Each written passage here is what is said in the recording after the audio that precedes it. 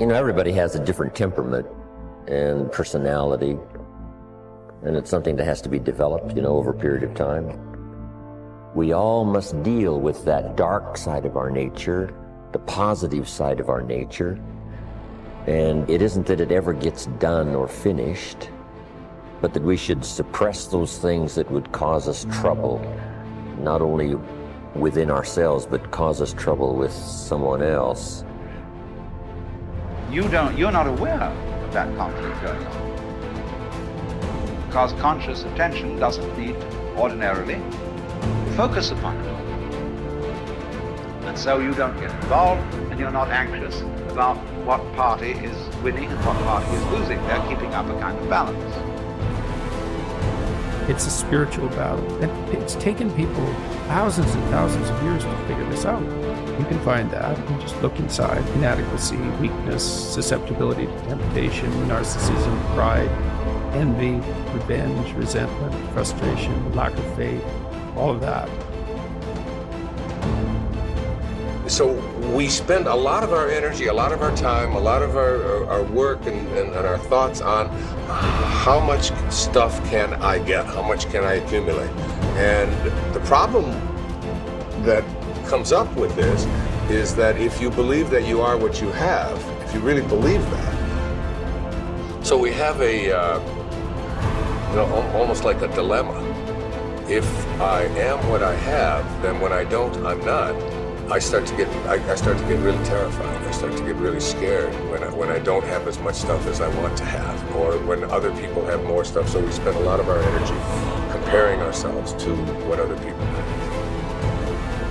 Jump on the positive side of whatever you want. See if you can't help out in this warfare, in this push-shove match.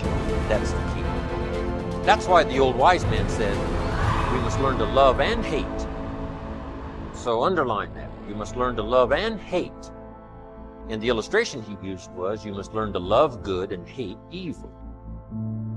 But the major key to your and my future, the major key to you and mine being able to put our lives together, to get up and move forward, the major key to creating the next greatest version of ourselves and looking out for our families and improving our lives and our community.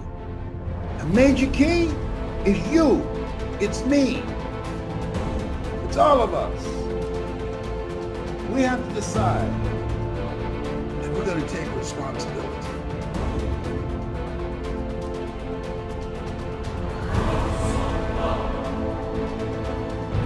So, what are the opportunities today? Probably one of the best forms of growth that we can work with now is cooperation and service to each other. The individual finds perhaps the greatest basic joy that there is in the human composition when he brings joy or releases joy through other persons. One of the simplest things we can do is to plan a program of helpfulness, a program of not thinking about ourselves, but earning the respect, admiration, confidence, and affection of other people. It is something to look back quietly upon a good deed that has brought security to another. And this type of backward looking is probably the most cheerful as possible. So service to others. If you do not know what to do, help someone in desperate trouble. Forget being deprived of a few hours of television or being requested to turn away from some ordinary leisure that you have planned. But try to see what you can do to help other people. Now, if you have special trained abilities in these matters, there are many opportunities that open themselves to the person who really wants to help. If you have music as a background and have the abilities, find some young people who want music and cannot afford it.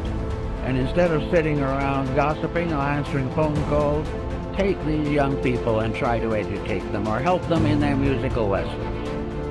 If you are in business, take young people who need business training.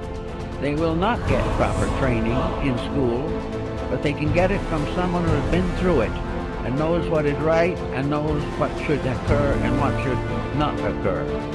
Everyone can do something, and out of the best they have done themselves, share with another. Then there are things you can do for yourselves. If you are not in a position or do not feel equipped to work with other people, then work with yourselves. Develop those faculties and powers which are not functioning properly today. Look over your own life and see what your mind is doing. Is your mind growing? Or is it just heaping up one prejudice on top of another? Watch your thoughts and see whether or not you're instinctively criticizing things you do not understand, or have developed powerful prejudices which interfere with justice and judgment. Look over your own nature and then go to work on the problem that you find needs attention. It is not good, however, to try to simply convert yourself. To sit down and say, I shouldn't hold that attitude, is usually not very meaningful. What you really should do if you dislike a certain condition is get into that condition yourself. Move in on it and find out why people think the way they do. Instead of criticizing from some set point within yourself, find out why other people are not more successful in their judgments. I know a number of persons who have simply gone into various walks of life which are not their own in order to find out how other people really live. And it is almost certainly an eye-opener. If you do not wish to go through all this, it then is the best attitude you can have is to believe firmly that every individual is doing the best he can for what he is. And it is always important to try to estimate what he is and help him to become better.